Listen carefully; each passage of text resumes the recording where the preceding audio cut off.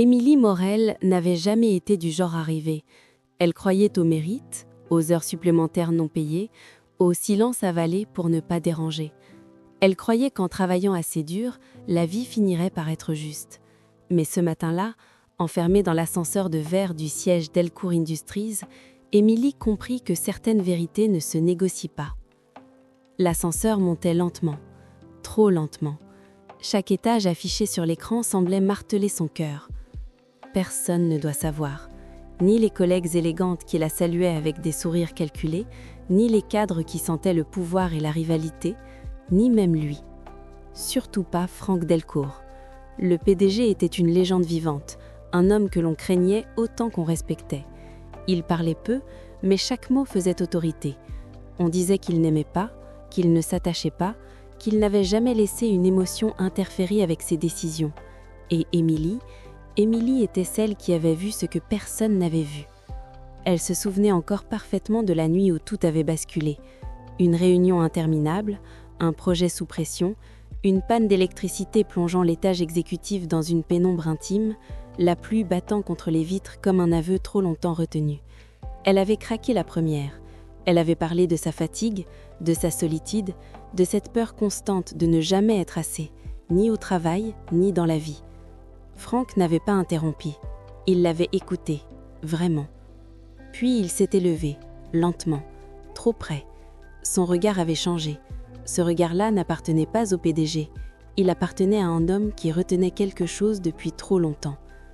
Le baiser n'aurait jamais dû arriver, mais il était arrivé. Depuis cette nuit, Franck s'était muré dans le silence, plus froid, plus distant, plus professionnel que jamais, comme s'il tentait d'effacer une faute invisible.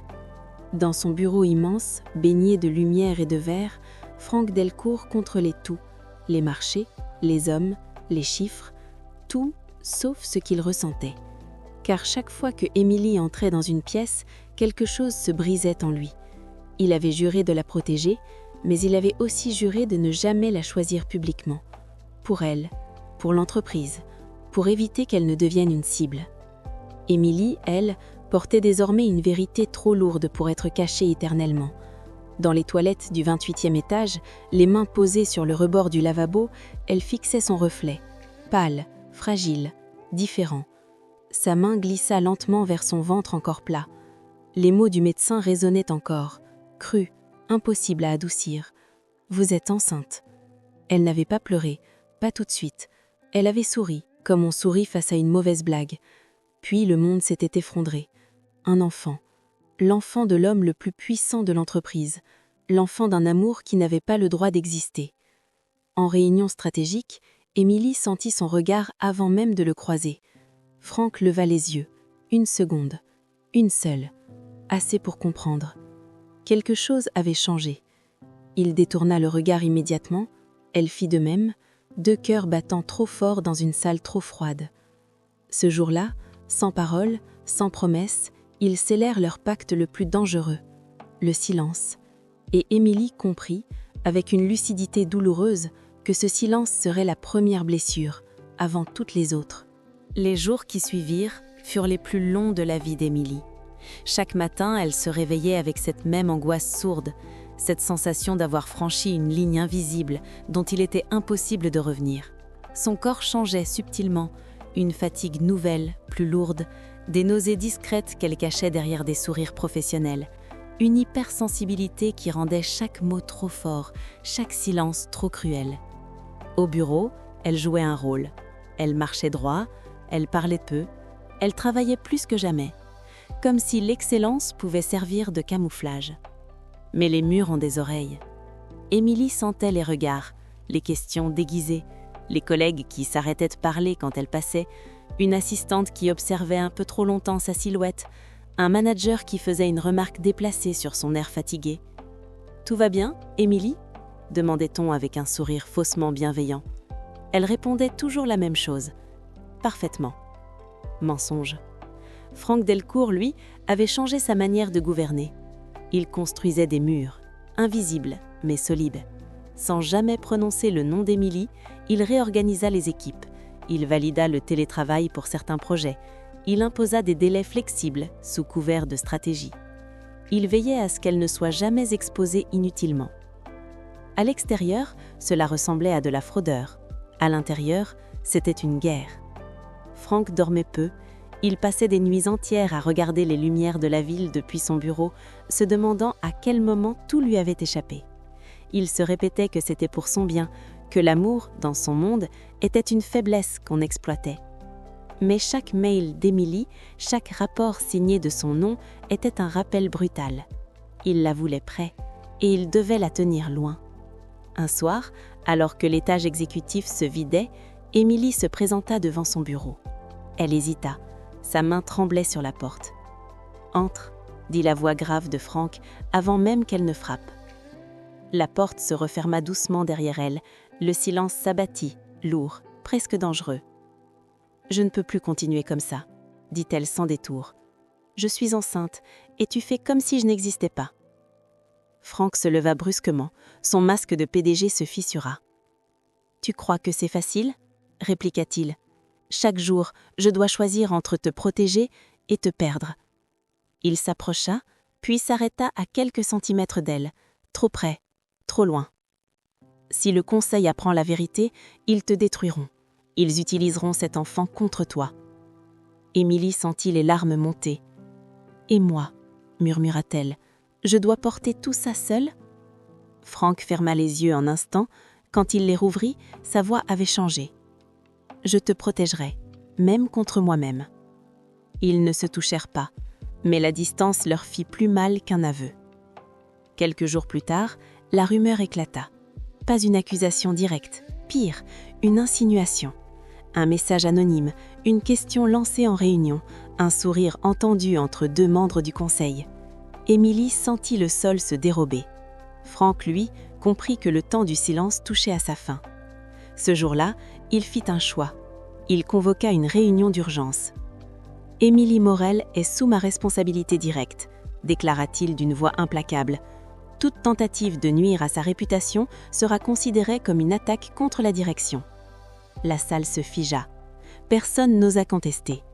Mais le prix venait d'être fixé. Et ils le savaient tous les deux. La rumeur ne mourut pas. Elle changea simplement de forme. Elle quitta les couloirs feutrés pour s'installer dans les regards, dans les non-dits, dans les silences trop lourds des réunions stratégiques. Émilie le sentait. Quelque chose se préparait. Et cette fois, la protection silencieuse de Frank ne suffirait plus. Son corps la trahissait de plus en plus. La fatigue s'abattait sur elle comme une vague. Certaines matinées, elle devait s'asseoir quelques secondes dans sa voiture avant d'entrer dans l'immeuble, reprendre son souffle, rassembler son courage. Elle refusait de faiblir. Pas maintenant. Pas alors que tant d'yeux guettaient la moindre fissure. Un nouveau visage fit son apparition. Camille Renaud. Brillante, élégante, membre influente du conseil d'administration. Et surtout, une femme qui connaissait Frank depuis longtemps.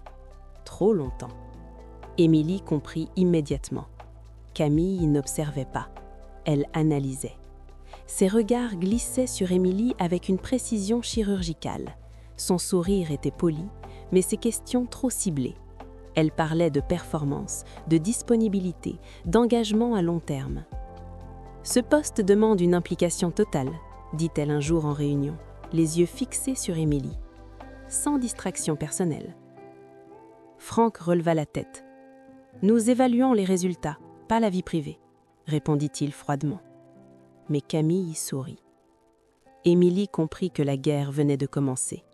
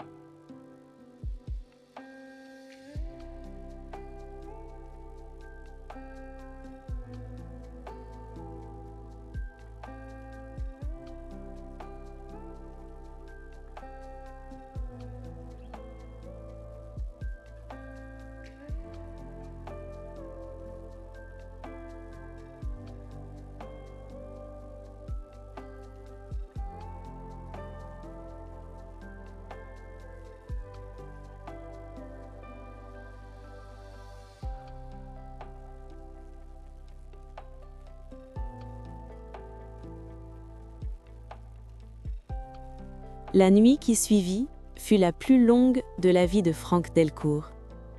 Seul, dans son bureau, il regardait la ville respirer sous les lumières artificielles. Tout ce qu'il avait construit reposait là, sous ses yeux. Des années de décisions froides, de sacrifices assumés, de renoncements justifiés par le mot « responsabilité ». Il avait cru que le pouvoir protégeait. Il comprenait enfin qu'il isole.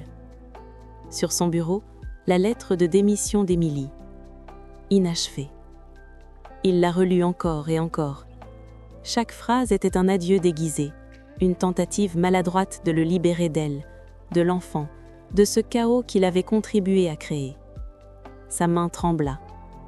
Pour la première fois, Frank n'avait aucune stratégie. À l'aube, il prit une décision. Pas celle du PDG, celle d'un homme. Il convoqua le conseil d'administration en session extraordinaire. Les visages fermés, les regards soupçonneux. Camille assise au centre, sûre d'elle.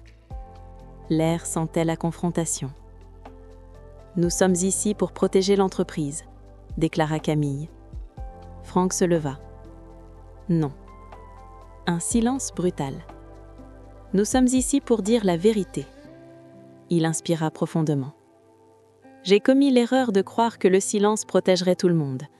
Il a failli détruire ce que j'ai de plus précieux. » Il ne prononça pas encore son nom, mais tous comprirent. « Émilie Morel n'est ni une faiblesse ni une faute.